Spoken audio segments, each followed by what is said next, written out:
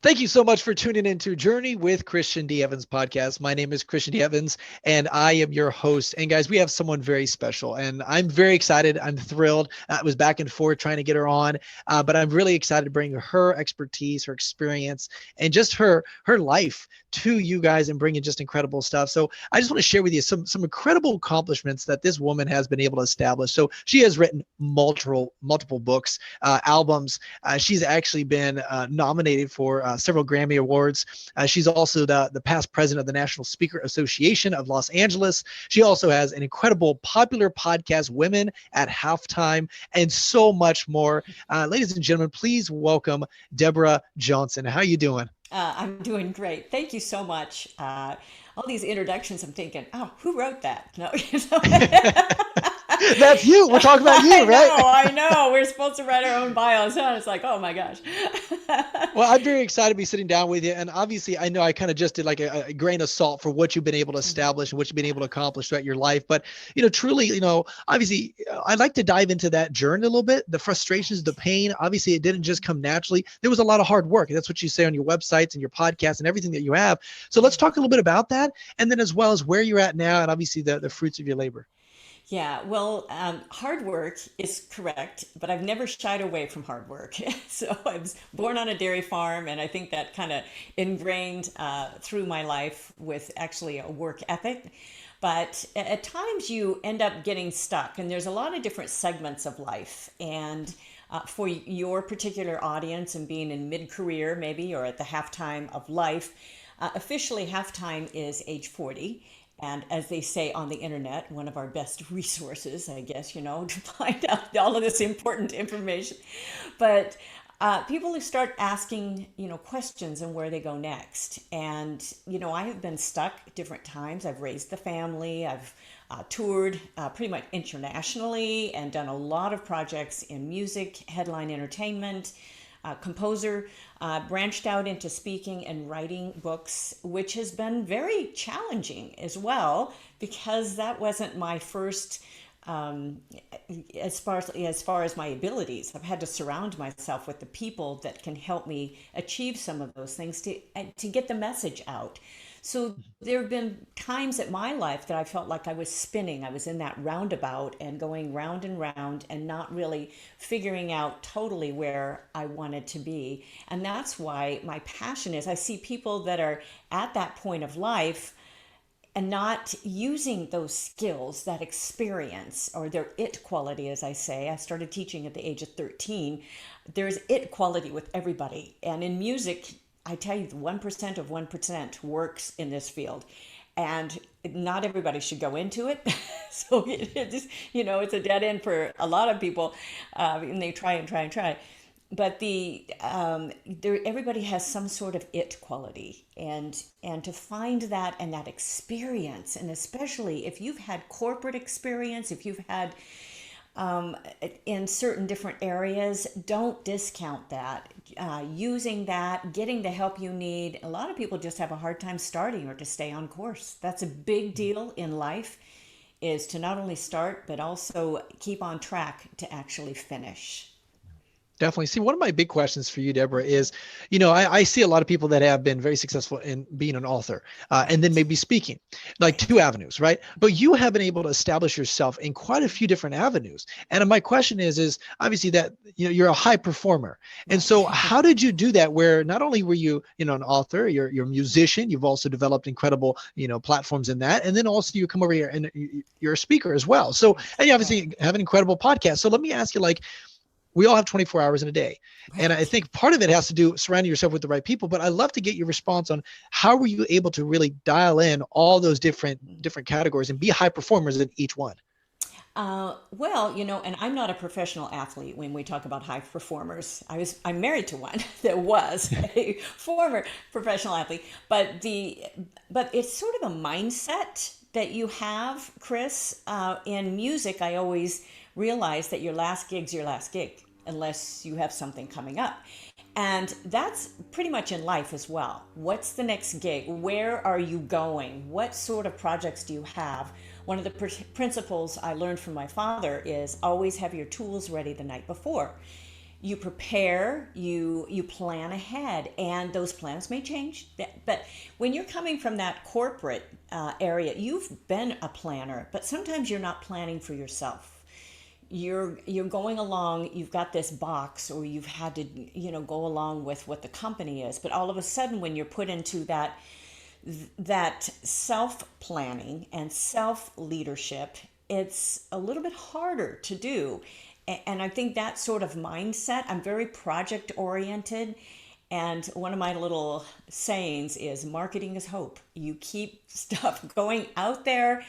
I have a lot of product, and what COVID did for me was I was able to finish some projects and some large scores that I had for musicals. So, and kind of putting those things on a calendar, simplifying as much as possible, and keep moving ahead toward those next things, and not being discouraged when things don't totally turn out the way you planned. You think it's going to be so successful. Oh, this song or this book is going to just be this huge thing, but you're a one-hit wonder. There's a lot of one-hit wonders out there. Some of them make money, a lot of them don't.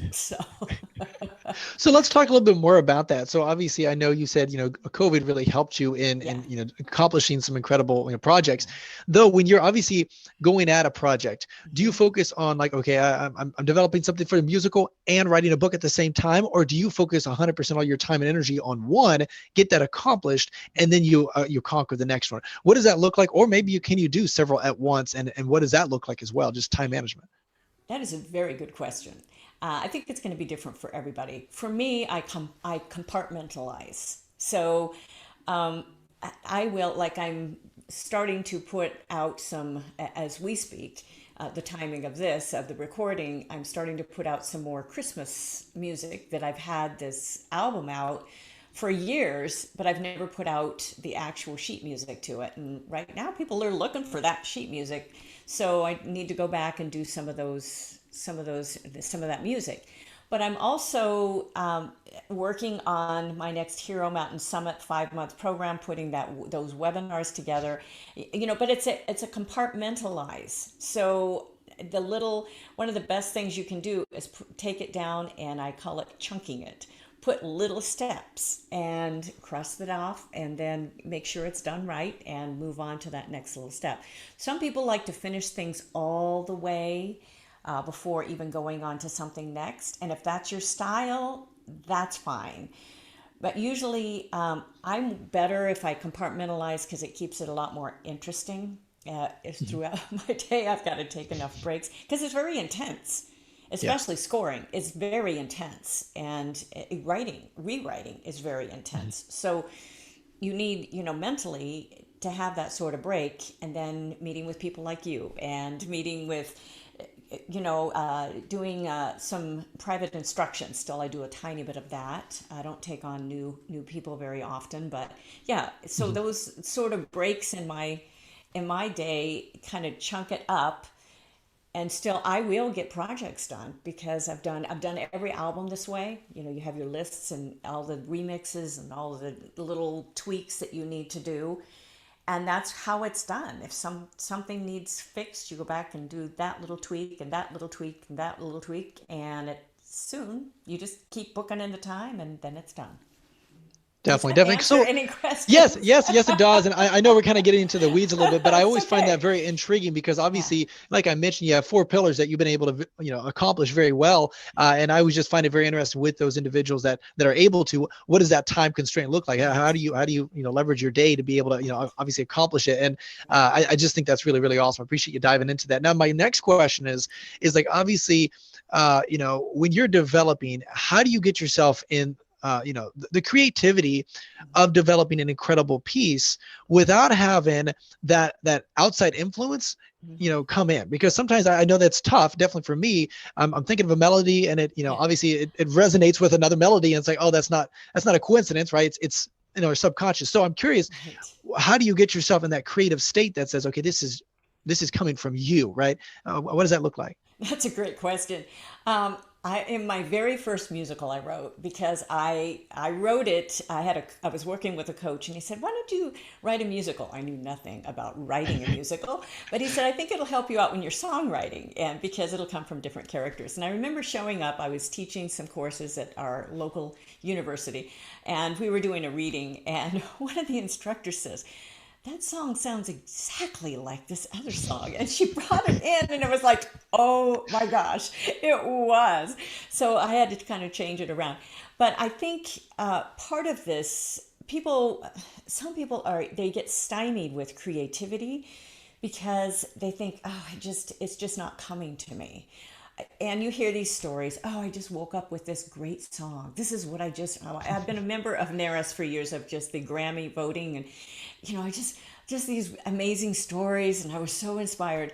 But, a lot of crafting is a lot of work, and it's a lot of rewriting and thinking that melody's just not getting there yet. And I tell you, you spend enough time in the studio and hearing it back, and you're going, they're right, it's not working yet.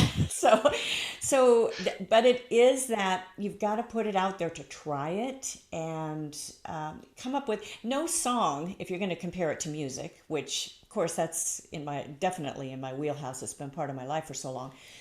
But no song is really totally new. If you want to look at, Elton John, go and look at the Bach chorales. You go and look at Debussy with all of the beautiful, lush harmonies that he wrote in all of that, and Ravel, and just love that sort of impressionistic. But you can get all of those inversions and all of those close-knit harmonies through all of those. But you can learn from a lot of that. And so when you're writing, the nice thing is it's all a public domain. You can, a lot of people do steal from that. They steal some of those chord progressions, but they can make a new melody off of them, and they work. They've been tested through time, and some of these standards that are called now, those are not all public domain, but they've been tested through time. Is that Definitely. answer So any? I'm yeah, trying to yeah, answer it your does. It questions, does. but No, this is great, and I really appreciate it. And so, like, I'm intrigued because obviously you've been able to do this for quite a few years. And yeah. what I've always find interesting is that some people it's almost a science, but also it's an art. And I'm curious, do you to be able to accomplish at that high level, right? You know exactly what your audience is, how to move them emotionally. It's like Right. telling a story, but through music. Have you found almost a science that says, okay, I know at 12 bars in, I'm going to go up high and low and have this harmony because I do know that it's going to create that intensity. Well, I'm just curious, like the science a little bit, but also the art and knowing your audience. What does that look like to create a beautiful piece like that? Yeah, that's an interesting question. There are songwriter coaches that teach this sort of way, but I think a lot of it, Chris, is feel. You have to stand back and say, how does this make me feel? And if it doesn't build at the right time, there's all of these arcs that you can even do a show this way. And certain point of that you need to pay attention to, because there is, the repetition. But as we hear a lot of new things that are coming out through the years, I tell you what, a lot of my musician colleagues and friends, we really thought rap was going to go away. There was no way that was going to Right. last. It's just no way. I mean, who would ever listen to this? It's not music. That shows you how old I am in this field. I've been in it a long time. But we just don't know what's going to cut through, because some song that's not, or some book, the format that I actually wrote before even going through, my new book, The Summit, before even working with my first editor, I wrote the book, and then she had me fit it into the hero's journey.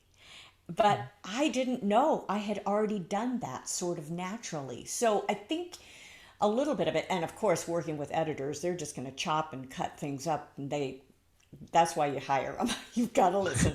but but there's a certain amount of that. You need to study the craft, but you also need to say, what is speaking here? Because not everything, boy, I tell you what, mechanical, you listen to something mechanical, it's not going to move you. So That's a big part of this, and that's where I think sometimes that natural ability does come through.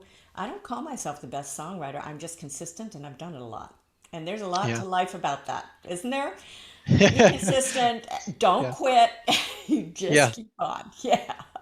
That's awesome. That's awesome. Well, thanks Yeah. so much for that because I'm always intrigued because it there is because I know like when you have Tim Tebow and all these individuals that run at a game, they know Right. it's science. They know exactly what they're doing, and so it's Exactly. very similar. Okay, awesome. So now let me ask you also. Okay, so coming into what drives you to produce a piece? Like what is the driving force? Is it the the the the complexity of the piece, or is it, hey, I'm so excited to make an improvement and to impact my audience when they listen to this piece? What is the thing that drives you the most on that?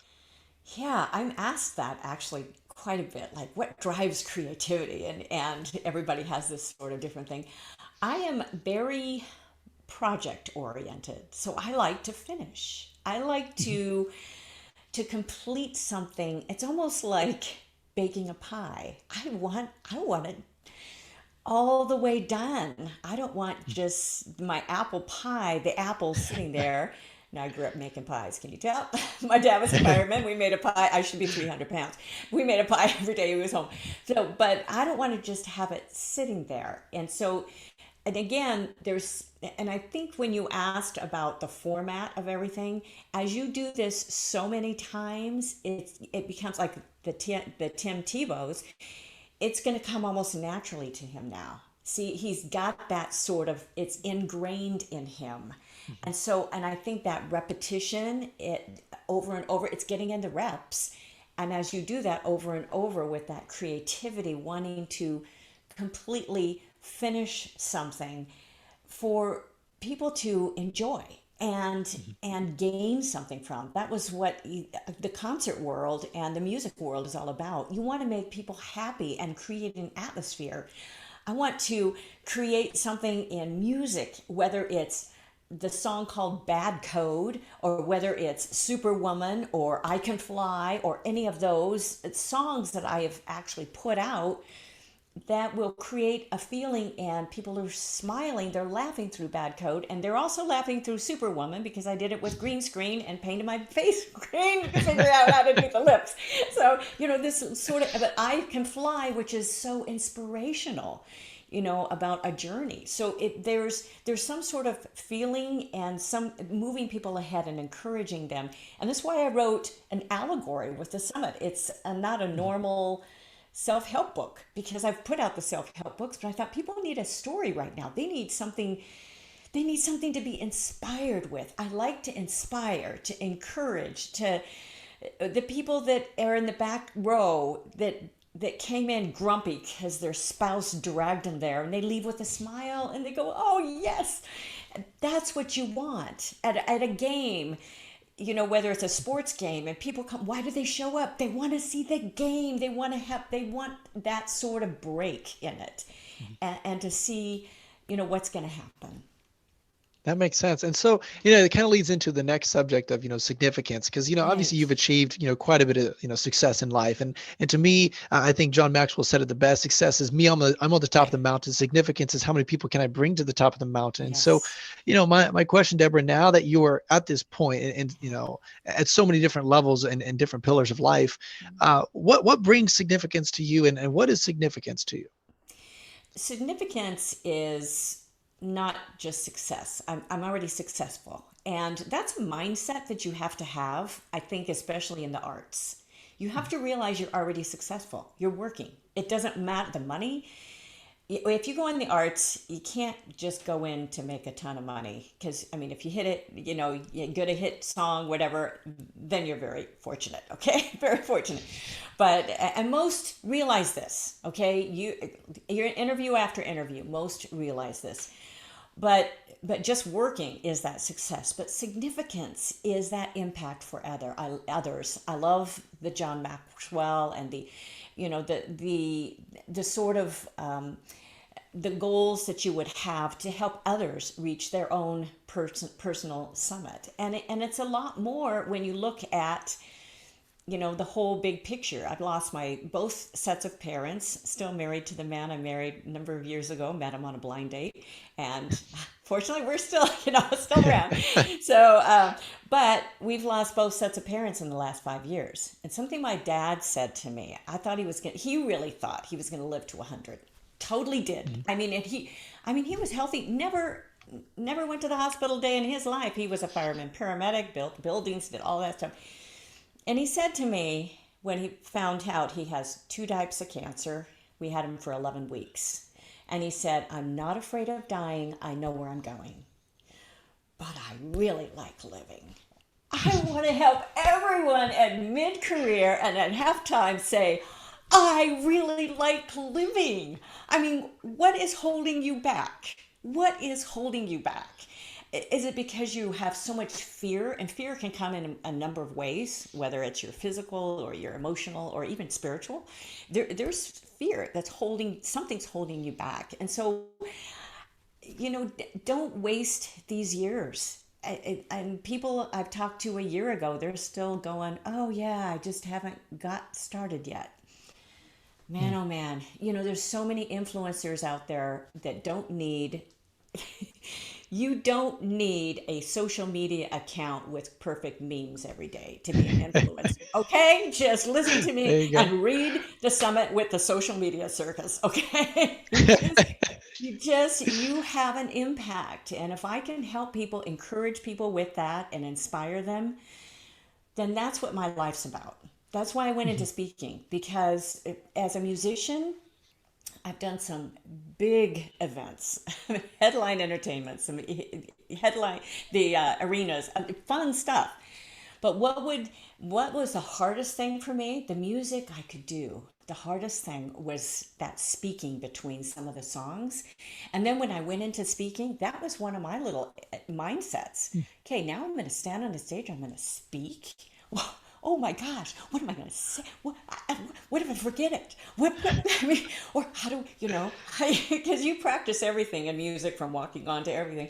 Okay, so what does this feel? So you have to be willing to put yourself out there. I have to be willing to say, maybe it's not going to all be perfect at first, but I'm going for it. Well, see, what I also find very interesting, Deborah, is that you started speaking in the 2008, 2009 crisis. That's when it started. And I found that very interesting because it shows to you you're conquering over fear, but also when people need it the most, you saw an opportunity. And so let's talk a little bit about that. Obviously, I know you just mentioned kind of what made you go in that, but also what was the deciding factor that said, hey, I've got to do this and I got to overcome it and embrace that fear? Was that a mentor that came alongside and said, hey, I see value in you, Deborah, you can do this? Or was it just like you saw and it's just something changed? There was enough pain. You're like, people need to hear my message. What was that?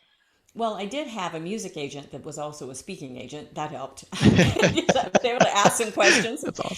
But also, the gigs were canceling. They were booking the tribute acts and the some of the the older or the ones that had been around for a while. I was a newer, it's as far as I'd not been around I'd been around but not doing those headline shows and the type of show I was doing, which was a great show, doing music theater. I can hit the low notes and the high money notes, but they weren't booking as much. And so I'm finding, okay, so am I going to spend, as I'm gracefully growing older, how am I going to expand the field? And I've had these projects out and the musicals and all of that, but how am I going to, keep working and bring exactly that message?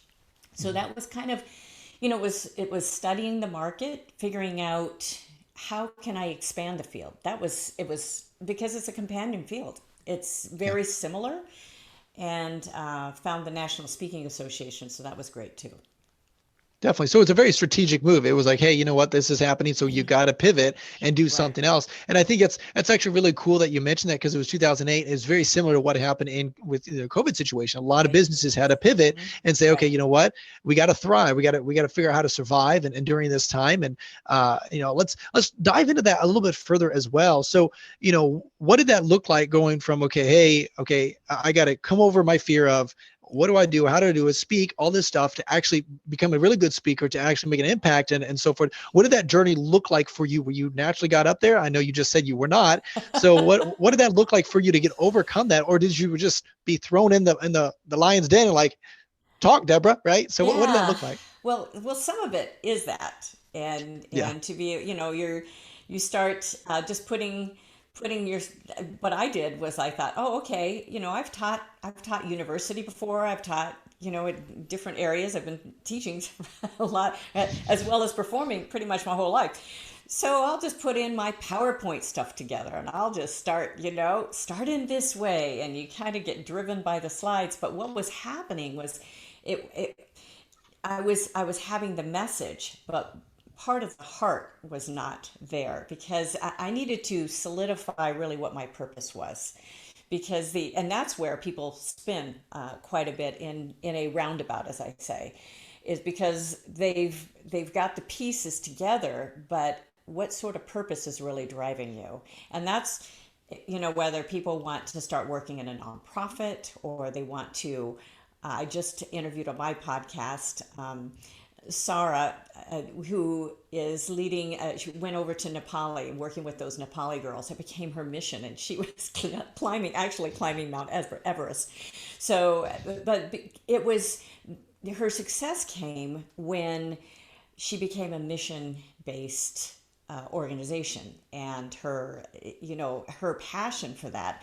And actually, then her career started expanding more, and she ended up getting a PhD and those other things. But it also expanded her messaging and her impact by being able to have a mission alongside with of that. And that mission didn't come just by me making something up. It's because I saw people not using their gifts. They're not using their abilities to fulfill them. They're thinking, okay, I'm just kind of done. And a lot of people felt like that during COVID too. They're thinking, well, I'm just going to retire. I'm just done. I don't want to fool with this anymore. But we need those people out there of just an impact. And one of the, not all of your listeners, but they might, because if they're sports minded, there was a book, and it was by a Christian author, Bob Buford. He wrote the book Halftime a number of years ago. And I reread that book because I had read it some years ago because I knew it was from an athlete. And, I needed to get a little more familiar with athletes. Mary, I had no idea. But it really did talk about the halftime of life. And there's a whole halftime institute of helping people through. And again, they're Christian based, but that's a very important principle, no matter what your beliefs are, is there are people, and you talk a lot about mentorship. There's a lot of people that need to hear people with experience, especially corporate experience. I do not have corporate experience. I was put into a leadership of a nonprofit. It really didn't matter totally that I didn't, except for in my confidence. I had to realize I had nothing to prove. And I knew how to fly bands around the world, and not around the world, around the country. I didn't fly them around the world. you hire those people out. But when you know how to lead and self-leadership, you're fine. But some of your listeners that have all of that experience, there is so much to give. And you might feel that nobody wants to listen, but maybe you've not tried to communicate in ways that people can hear and listen. I've upped my abilities to do video, and I'm a techie, and it's been some challenges, believe me. I've had, a lot of things. If anybody's had anything technical happen, I've had it. So I've had, tons of stuff happen. But be committed to using the technology as well. So you can't say, well, I just can't do it, or I just don't get it. I mean, how many people were on Zoom that never thought they'd use it in the last year and a half? Mm-hmm. Most everybody. They wanted to talk to their family if they wanted. And you see everybody now using almost all of that technology, and you can expand. I say expand one tiny thing at a time. It's the same thing with project, Chris. Mm-hmm. One little thing at a time. Compartmentalize that. It Yeah, works. Correct. And I love what you're saying because that's how you accomplish. Like I look at Right. some of these, I look at Elon Musk, for example, he's running several Right. billion-dollar companies. It's like, how Yeah. does he do that? Even look at yourself, Deborah, where you've been able to accomplish yourself in so many different avenues, not just Right. one, several different. And so it's like, how do you do that? Well, it's really time management. It's just like you said, Yeah. compartmentalizing it, which is really awesome. Now I like what you mentioned, the mentorship, right? Yes. And I really want to ask you, Deborah, like, you know, who was your mentor? Mm. And, what did they say? Did they have those intense conversations? And, how did you leverage that mentorship to, get the most value out of that? It's a great question, and I think that's why I'm kind of passionate about mentorship because it's hard to find mentors. I've usually been the mentor, and Mhm. I have been a leader since our youth group in like high school. I've been the one that's been leading the groups. And I was it for 1 year. I ended up being able to spend time with a wonderful woman with a small group. That was a wonderful experience for me. But I don't usually find a lot of people that are actual mentors, and they'll say, "Here, just take me under your wing, and to be able to spend some time with you." Right now, mentorship, people want you to pay a ton of money for it because it's going to be mentorship in business. Now, I have my program, but it's a lot less. It's basically I'm giving you a lot of information too. You get the mentorship free. So the mentorship with how I think it's just so very important. You have to surround yourself with the people that'll help move you forward. And I've had what I call a lifetime group for a number of years. I started it. I coordinate usually still all the meetings. These are adult, very capable women. But who's going to be the initiator? And as you find, and that's where I really realized, there's not a lot of people doing this. You just have to initiate. And sometimes you feel like, well, maybe they don't want to get together. Maybe they don't. No, because they're just not asked. They're just not, it's not coordinated. It's not on their schedule. You've got to just keep going with that. The happy hour I started like free, a year and a half ago. It's still going because those people that show up, and it's whoever wants to show up, it's very loose, just an hour, and I usually ask them, what's going on in your life, and let's help Mhm. each other. There's a real need for this of Mhm. just easygoing, whoever can show up. It's not something that's locked in. Now if you lock in something, then you're even going to move faster. But that's a Yeah. great question. Well, let's talk a little bit into it a little bit further. So you being Deborah as the mentor, right, as a leader that's been able to help and influence quite a few Right. individuals. And so let me ask you, like, when you're being asked and someone wants to be, hey, can you mentor me? Mhm. What do you like to see? Like the characteristics. It's like, okay, now I love to invest my time into you because you're prioritizing me and I'm prioritizing them. And like what does that look like? The best, Yeah. way to optimize your guys' time, but Right. also speak truth because they want the truth. They Right. don't always want to know what they a winner always needs to know what they want to hear, but also know what they need to hear, right? And that's really Exactly. the same thing, right? Right. So I love to ask, like, what when you're finding someone, because not everybody that asks for your time, Right. do it's like, well, that person's probably not respecting my time. And so I really want to dive into because I think this is very, very valuable because some people don't know how to, like, they've never had a mentor. It's like, well, what do I do now? What questions should I ask? What are the Right. questions I should ask? How should I even, respect this person's time? So talk a little bit further about that, Deborah. Yeah, that's great, great questions. So that's a handful. I don't do, first of all, as a disclaimer, I don't do a lot of one-on-one. I usually, I'll have a group or something like that. But the mentorship, um, I'm big on I don't work with people that are going to stay in their victim state. Okay, first of all, because if you decide to do that, you need to work through some of that. Apart from me, because those are decisions. Those are just personal decisions of being able to move ahead. When even a small group, my lifetime group, we get together, we talk about goals. I want to know their personal, their professional goals, even if they're not working a lot. Those sort of goals are very important to put out there.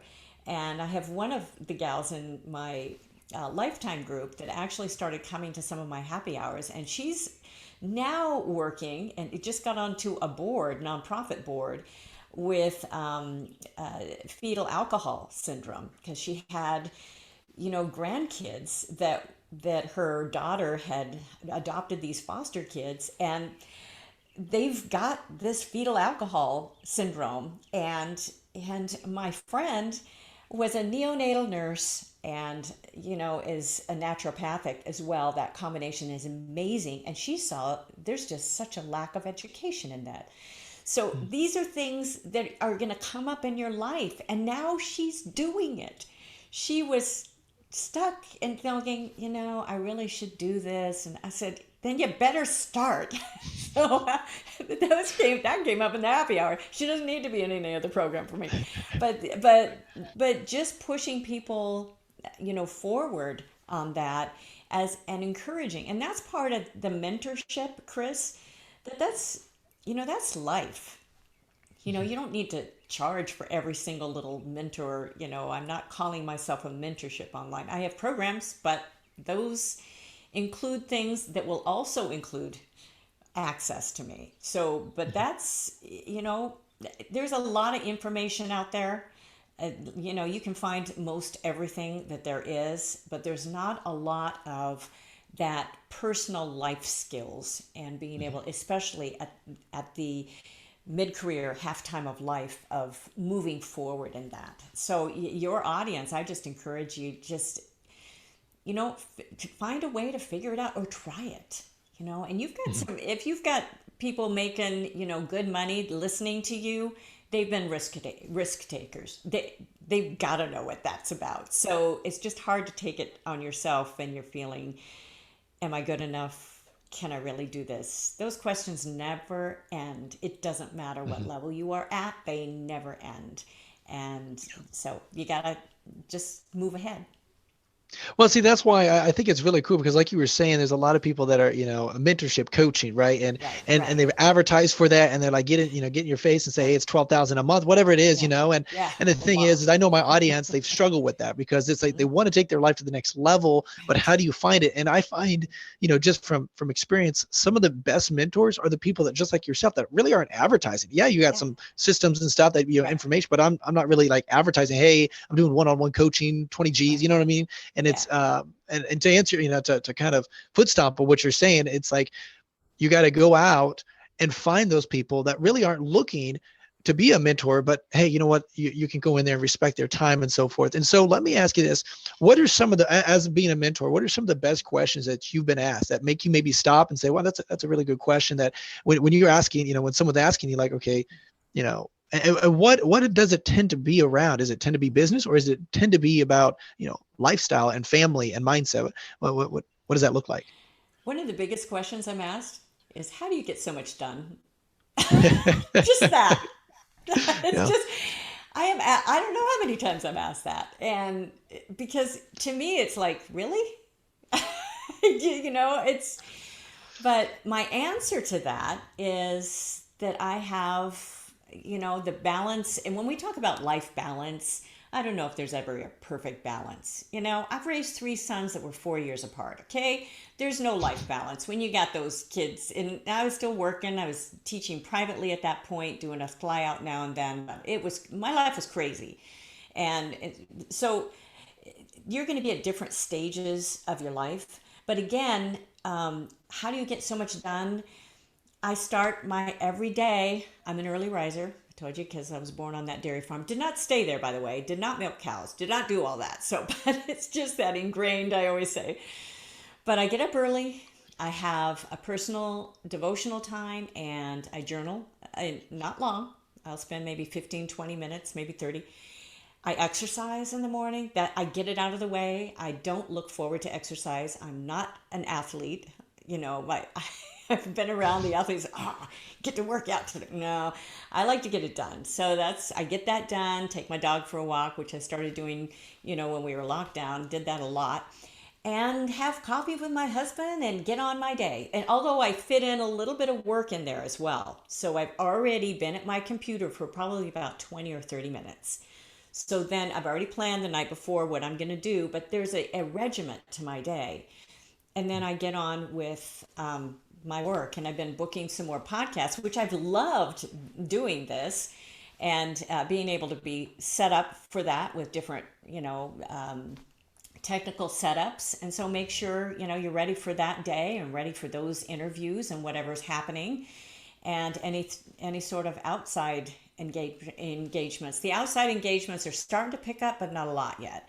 And some of my musician friends are starting to work more. I still work with Disney. I've been on contract for them for, I don't know, forever. Sign my life away every year, about 25 years, I think. But I just sub in. So, but those, that's all started back in again. And then some of the speaking is still virtual, which actually I love. And I'm loving doing this and still getting some other of my projects done and publishing done, and of course finishing a book last year. So, but I think a lot of that main question that I'm asked, Chris, is how do you get so much done? That's the biggest thing that, I think people wonder, like, do I sleep? Yes. My husband says, you do not sleep enough, but I do. I wake up. I try to go to bed early enough so I can get up early, because that's just the way my body is. So that's what we do. Well, that's what I find so fun, because it's like, definitely with my audience, I know that once you can overcome the mindset of the fear, right? And then you Yes. implement certain skills that you've established, right? Acquired, right? Which is Yes. obviously when you're able to dial in and you're able to create a piece, you've acquired not only that piece, but also skills. You know Right. exactly how to do it. You work your way backwards. Like there's certain strategies that you've established. Exactly. Well, you can take those same acquired skills with any different, Definitely. uh, you know, um, pillar of life, if you want, writing, a YouTube Right. channel, whatever it may be, finances, like whatever it is, because you've acquired those skills, and those Right. skills are the things that can really, are duplicatable in any aspect of life. And I think that's what's so fun. Now, let me ask you this, because I always like to ask kind of reverse questions a little bit, because see, we all hear about, obviously the power of mentorship, why that's important, but also one of my questions is when do you not listen to your mentor? When do you say, hey, you know what? I just disagree. I'm going to go down this path instead, because it's stupidity, but also maybe they see something. Maybe you see something that person does not see. So when would you say not listen to that mentor? Well, I think as a mentor, you have to be willing to say, well, maybe they do see something, but there's blind spots that you got to let them fail.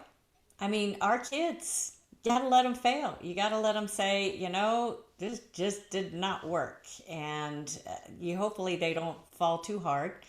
But if people, that's a personal decision in some of those choices, Chris. And you've got to let that happen. It's hard when people don't really listen, and I think anyone who has been a speaker or a trainer or anybody that sees people, and to see them still doing the same stuff down the road, it's hard, but you have to realize that is a personal choice. And I think raising kids has helped me a little bit in that, because we've raised three sons that are they're all launched, yay, which is a big deal.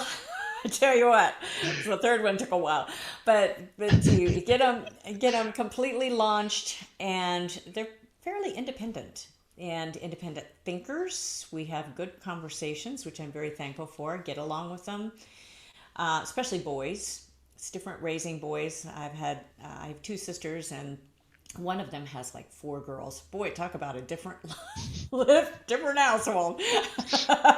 So I was very thankful for that. So, but raising, we wanted to raise men that were able to stand on and be independent,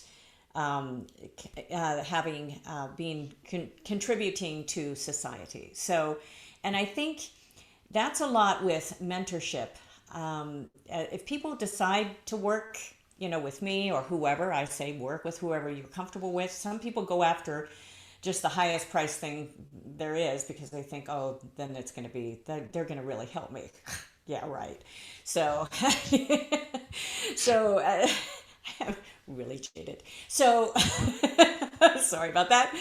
But I've been in the arts too long. But I think you have to be at a point where you can just say, you got to fly.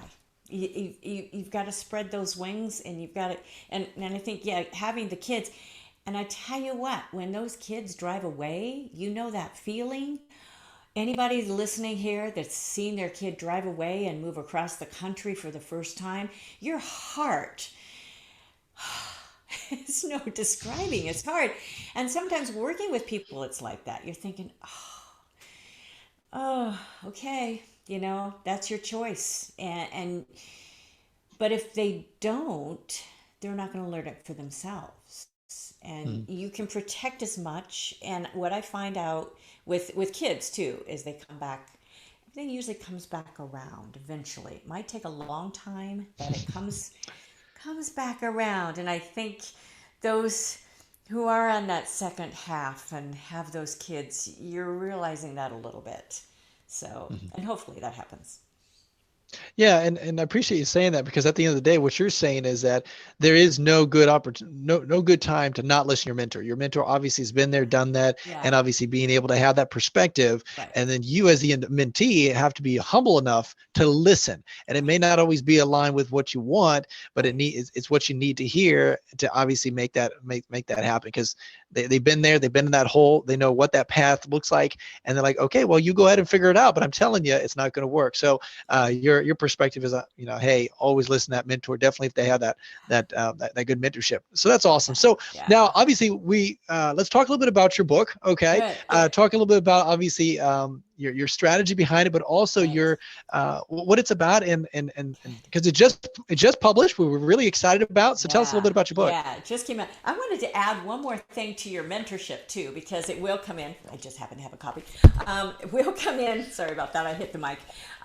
But it will, when you put yourself into that mentorship role, I realize when people come to me, I'm not always going to have their same sort of experience. And if I think I want to cover everything, I am just fooling myself. If you've been running a main company that you've been making millions of dollars a year and you've been, developing all of these, coordination, I can help you, but I've got to listen as well. So I think a big part of a mentor is also to listen to who you are mentoring, because that's a negotiation trick too. If you want to read read any of that with the hostage negotiation, they always listen. But you want to be able to do that as a mentor as well. So we can get to the book, because there is a guide in the book.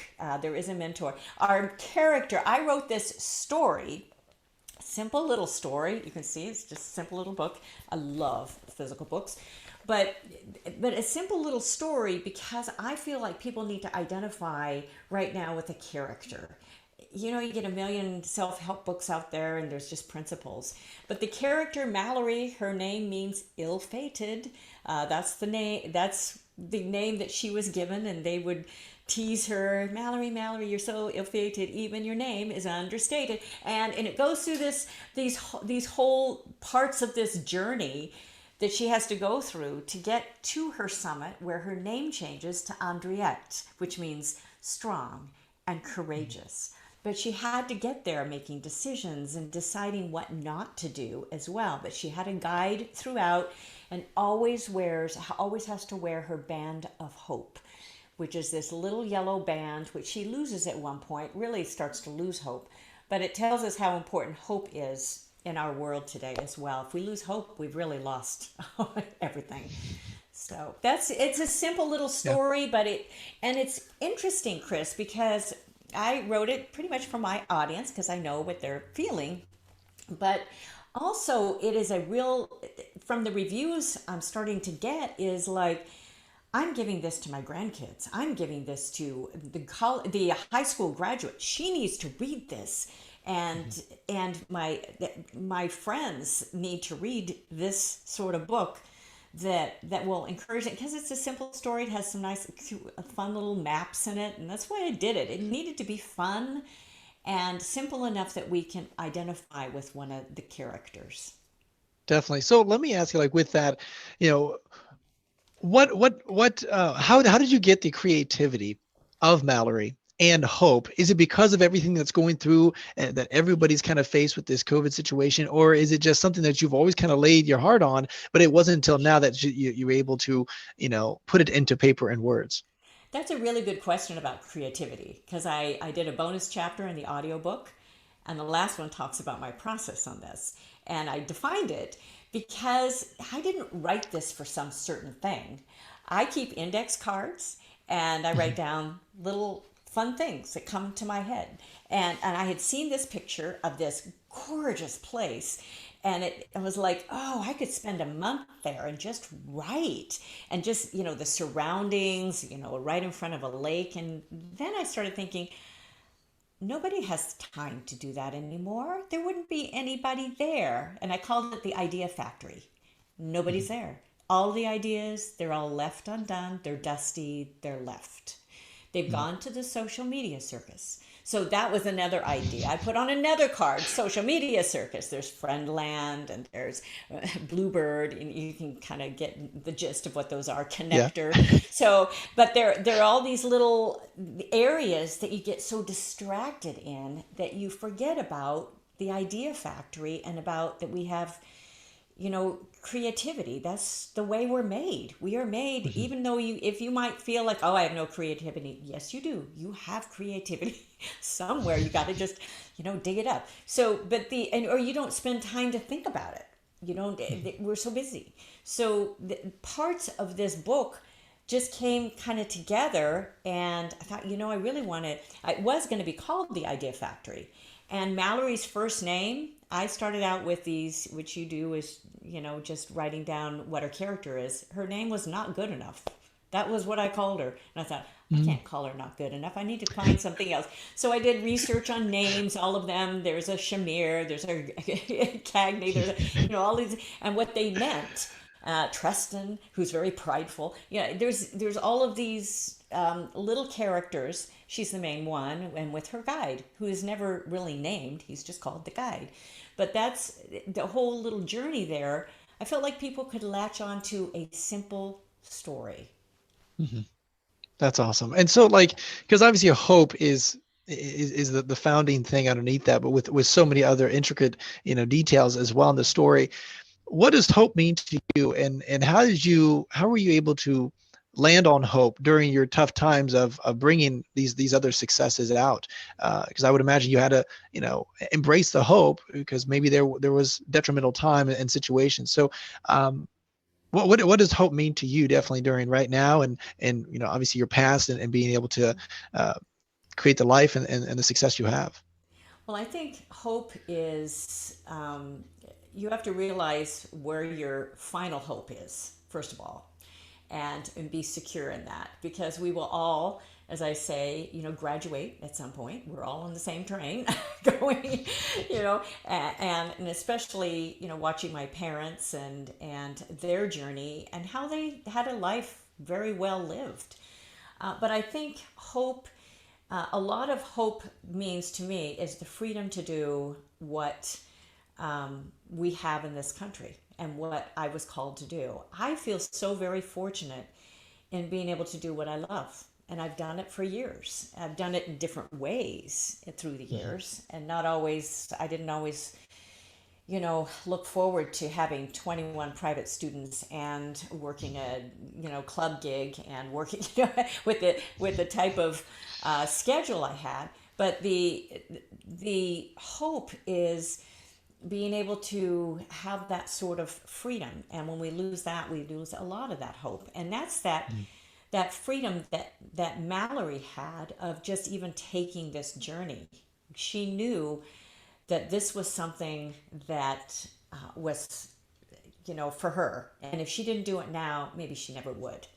So, and keeping that together. And she didn't know she needed that band of hope. Basically, it's just a symbol there, but it was one that would tighten when she was on the right track, and it would loosen when she was getting off track. And I think that's what happens in even our personal, in our country, whatever, however you believe. But when we lose hope in what our future can hold, and as you have kids and what the future for them and your grandkids and whatever you have, that's disheartening. We have to keep hope and pushing ahead for the strong beliefs that we have. Definitely, definitely, definitely. Well, that I really appreciate your time, Deborah, and obviously being able to share that, and but also your history and your successes and your failures as well, but also all the intricate things that you've been able to establish in your life. I really appreciate your time just being, joining with us and sharing your wisdom with our audience. Before I let you go though, Deborah, is there anything last few things that you want to share with our audience? And how can they reach out to you, of course? Oh, of course. I have a number of websites, of course. DeborahJohnsonSpeaker.com. That's a good one. GoalsForYourLife.com. And I have my 5-month program is Hero Mountain Summit. And you can get there. It'll be forward to a page on that website, HeroMountainSummit.com. And of course, the summit is all over Amazon in all sorts of versions. And my music website, and it was funny. I was just doing an interview the other day. It's like, well, should I put the music in? Should I put that down at third or fourth? And I said it doesn't matter where you put it. People are going to go to the music first. I will just tell you that right now. They're just going to go because they want to see. Oh, what songs has you done? DJ Works Music. I've had that website for a very long time. And when it was hacked, is the reason I wrote the book Bad Code. Because of the mental hack that can happen, the same thing as another hack. But that's a DJ Works Music. I've been a DJ Works for a long time because I was a Deborah Jean growing up, Deborah Jean Dunham, and now Deborah Johnson. So it's just stuck, DJ Works. And but those are my main ones. You can find my musicals. You can find tons of stuff on that. But Goals for Your Life, you're going to find a lot of the individual programs as well. There's links everywhere to get on my newsletter. I've had a weekly newsletter coming out every week. I don't spam you. I never auto sign. You have to sign up. But to do that, you can keep up with everything else I'm doing. Thank you for asking. Awesome. Awesome. Well, thank you so much, Deborah. Again, I really appreciate you just diving into all this stuff. We'll have to have you on again. Guys, those links will actually be in the description below. So you can click on that, reach out to Deborah, and then obviously get all her content, get the book and so forth. So you'll be able to get all access to that. And again, Deborah, thank you so much for being on. Thank you so much for tuning in with Journey with Christian D. Evans podcast. Until next time.